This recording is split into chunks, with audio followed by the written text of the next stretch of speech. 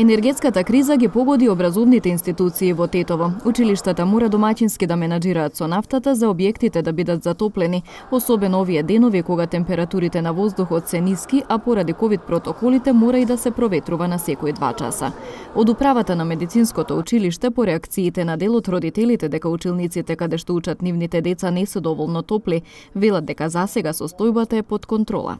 Искрено кажано, ние се обидуваме максимално, што би се рекли, домаќински да го менаџираме процесот на грејењето. Ние сме свесни за тешката ситуација во која се наоѓаме општо како држава, како општество, во смисла на цените со кои се соочуваме. Заради варирање на цените, ние се обидуваме и максимално го менаџиравме и сега за сега имаме. Сега дали ќе ни помогне и времето како ќе завршиме се до крај, тоа ќе треба да го видиме. Од секторот за јавни дејности при општина Тетово потенцираат дека тоа е глобален проблем, бидејќи поради покачувањето на цените на енергенсите, средствата на блок дотациите кои ги имаат училиштата не стигнуваат.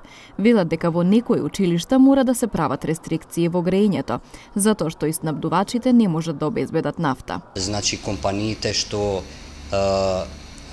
соработуваат со училиштава и што ги снабдуваат училиштава со нафта, не можат да добијат и нафта од страна од рафинерија и не можат да ги послужат училиштава.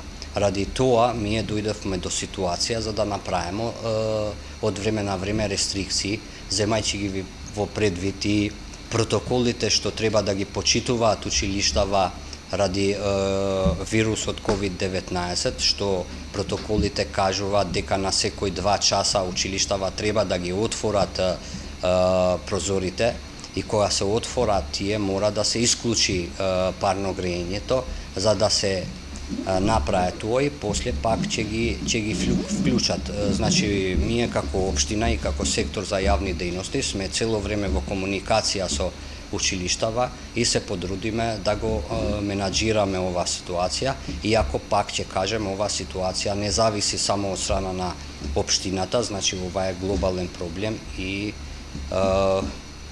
се надеваме дека ова што побрзо ќе поминува. Од секторот велат дека управите на училиштата си помагаат меѓу себе. Тие кои имаат им позајмуваат нафта на оние кои немаат.